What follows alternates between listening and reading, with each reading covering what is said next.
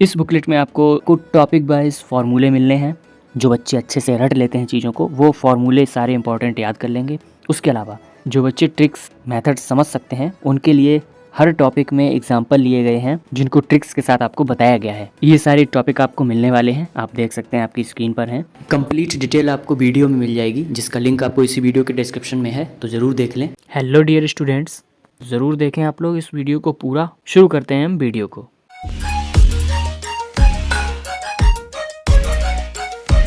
तो पहले क्वेश्चन से शुरू करते हैं। यहाँ क्या कहा गया है, देखिए 25% ऑफ 500, 25% निकालना है 500 का, जो कि होता है 125। इस 125 में डिवाइड करेंगे, यहाँ आएगा 1, इस 1 का मल्टीप्लाई 2 में होगा, ये बनेगा 2। अब ये 20 का डिवाइड होगा 800 में, ये आएगा 40, और ये होगा 5, ये होगा 200। 200 में 2 जुड़ेगा ये वाला, ये बनेगा 202। इस 202 में ये ऐड हो जाएगा 325, ये बनेगा 527। ये इसका आंसर होगा 527। इस तरीके से इसको सॉल्व करेंगे हम। नेक्स्ट क्वेश्चन क्या है, 4% का मतलब क्या होता है, 1/25। 1/25 से ये 25 कैंसिल हो गया, मतलब ये ख़त्म हो गया, केवल रह गया 150। 150 में 24 माइनस करिए, ये कितना आएगा 126। 17 का स्क्वायर कितना होता है, ये होता है 289। इसमें 289 ऐड करते हैं, ये आएगा 514। इसमें माइनस करेंगे 361 जो कि बचा हुआ है, ये आएगा 4 5 54। इसका आंसर होगा 54। इस तरीके से इसको हम सॉल्व करेंगे। नेक्स्ट क्वेश्चन क्या बोल रहा है, ये हो गया 144, ये हो गया 169, इनको तो करना ही है ऐड, तो ये बनेगा 313। उसके बाद 5 से ये जाएगा 9 बार, ये आएगा 135। इसको जब हम सॉल्व करेंगे तो ये आएगा 871, डिवाइड होगा 89, ये आएगा निकल कर 2, यानी इस क्वेश्चन मार्क की वैल्यू है 2। इसका आंसर बनेगा 2। आगे बढ़ते हैं हम। नेक्स्ट अब क्वेश्चन है क्वाड्रेटिक इक्वेशन का। सबसे पहले इसमें से हम 2 कॉमन ही ले लेते हैं, तो ये बचेगा x² + 5x माइनस का 14 = 0। फैक्टर क्या बनेंगे x के, 7 और 2। 7 × 2 = 14 होता है, 7 में 2 माइनस होंगे तो बचेगा 5। प्लस माइनस है तो ये बनेगा सिंबल माइनस प्लस।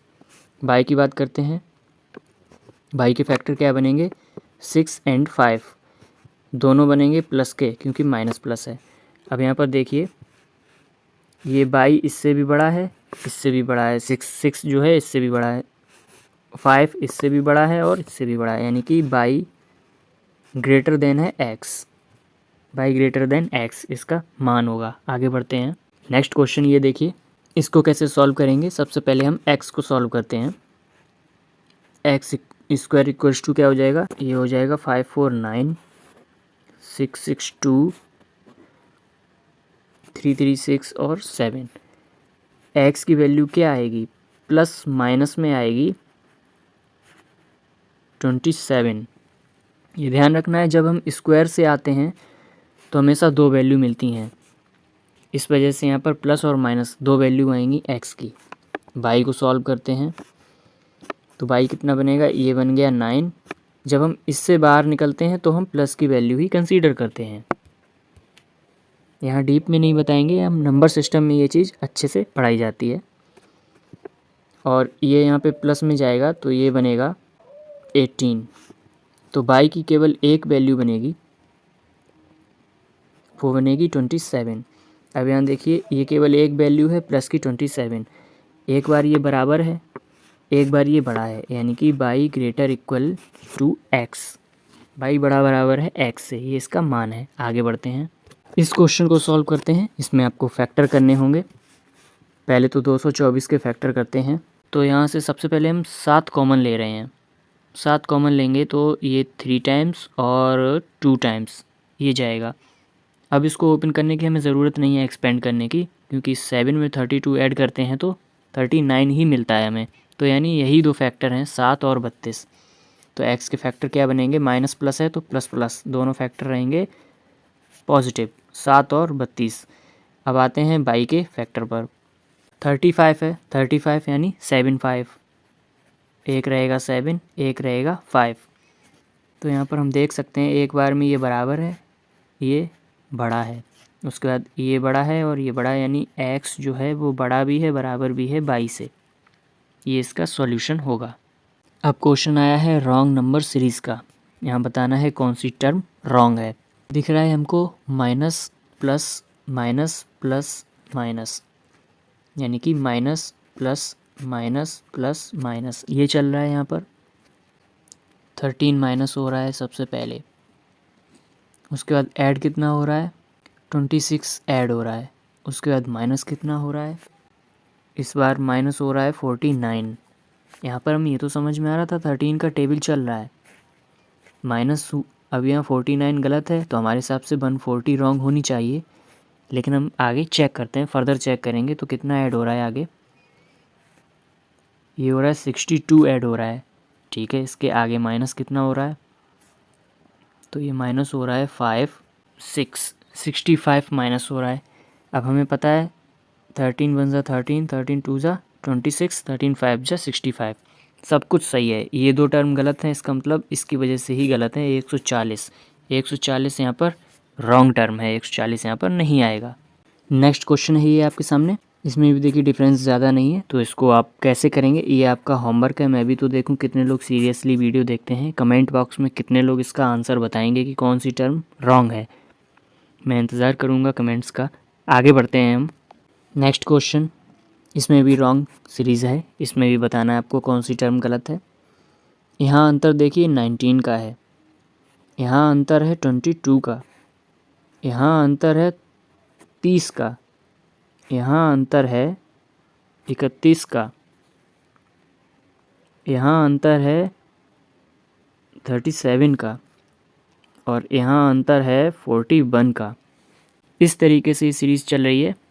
यहाँ आपको एक चीज़ क्लियर हो गई होगी, ये प्राइम प्राइम प्राइम सारे प्राइम हैं, ये दो नहीं है। इन दोनों का मिड टर्म कौन सा है, 122। इसका मतलब है 122 ही हमारा रॉन्ग टर्म होगा। नेक्स्ट क्वेश्चन, लास्ट क्वेश्चन है आज की क्लास का। देखिए मल्टीप्लाई तो समझ में नहीं आ रहा है, डिफरेंस से ही होगा। तो यहाँ आपको 31 का डिफरेंस दिख रहा है, यहाँ आपको 35 का डिफरेंस दिख रहा है, यहाँ आपको 34 का डिफरेंस दिख रहा है, यहाँ आपको 43 का डिफरेंस दिख रहा है, यहाँ आपको 47 का दिख रहा है और यहाँ आपको दिखेगा 53 का डिफरेंस। यहाँ पर भी आप देख सकते हैं क्लियर, प्राइम नंबर है, प्राइम नंबर है, प्राइम नंबर है, प्राइम नंबर, सारे प्राइम है, ये दो प्राइम नहीं है। इसका मिड टर्म कौन सा बना, 105, यही आपका रॉन्ग टर्म होगा। 105 आपका गलत होगा।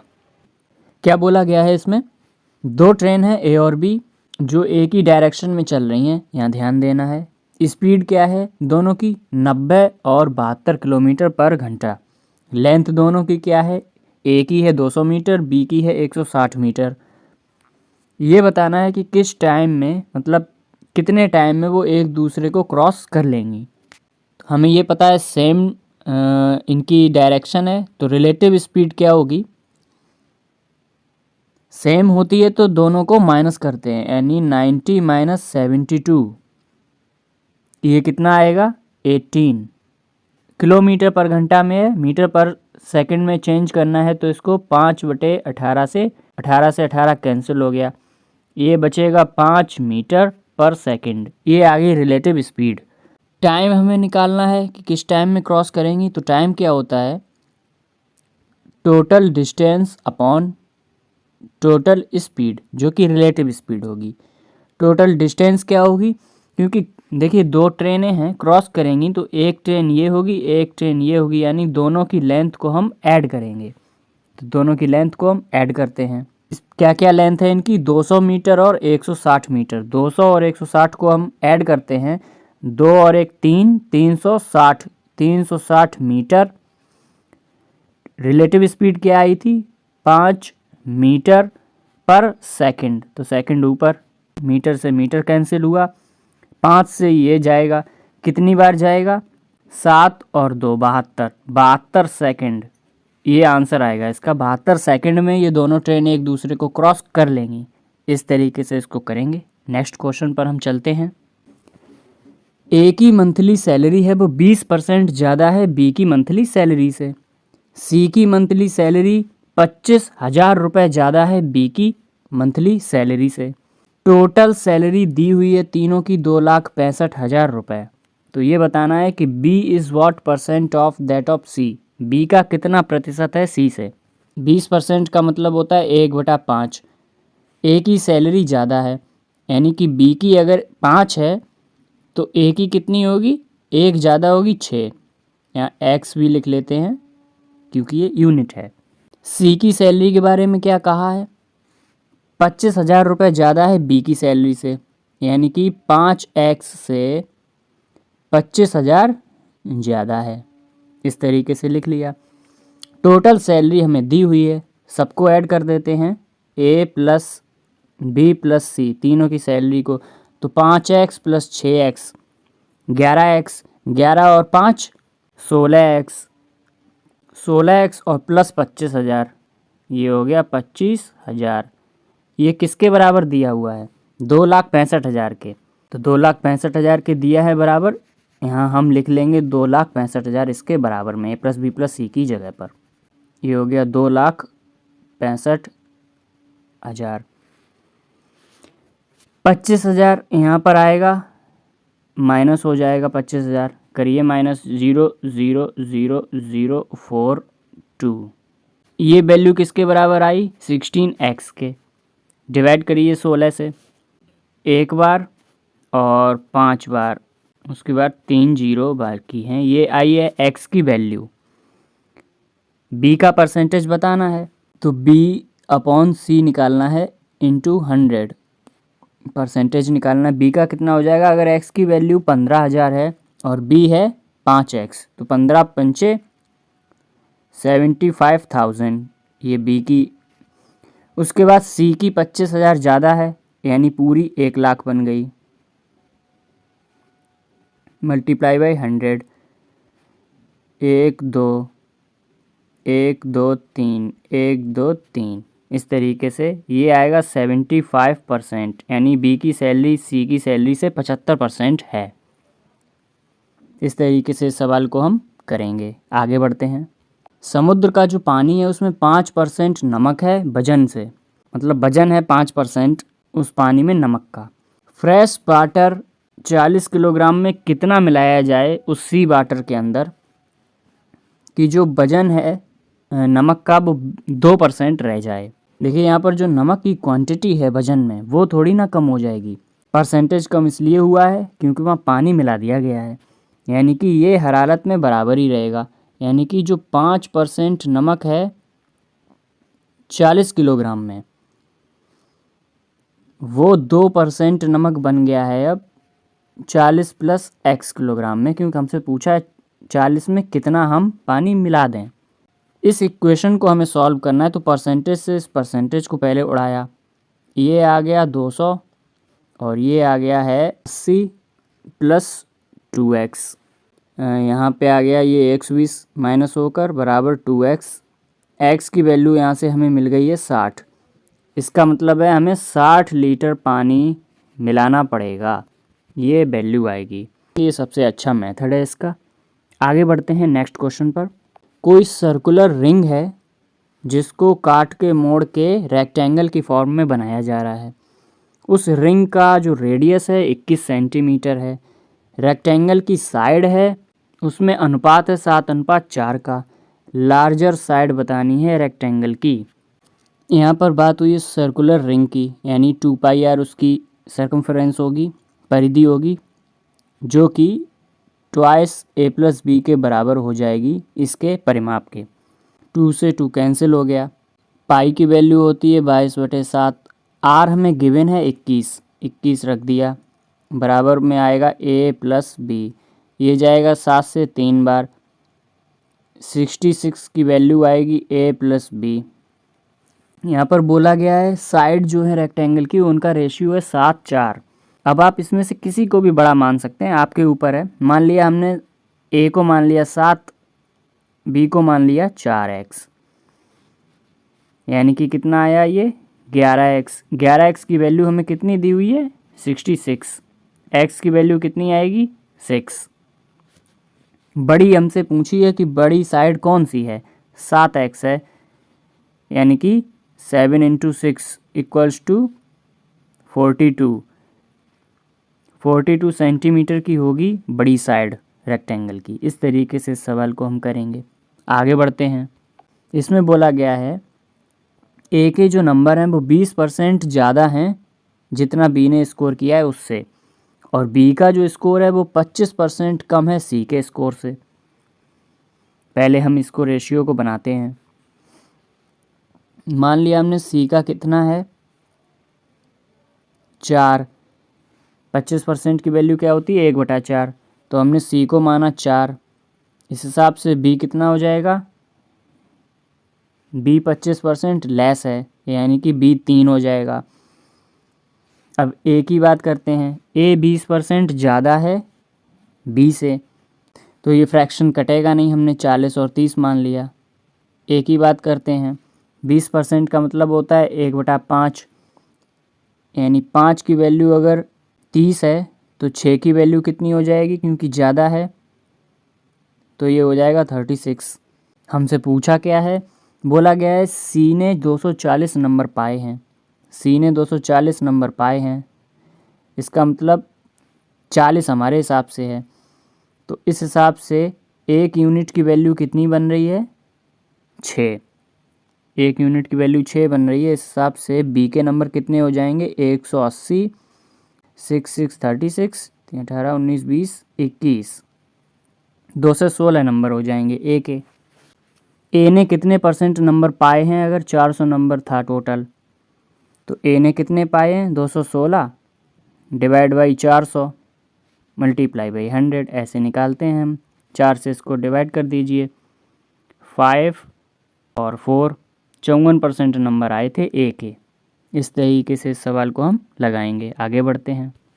CISI में 2 साल का अंतर बताना है। अमाउंट सेम रहेगी, टाइम भी सेम है, रेट भी सेम है, सब कुछ सेम है।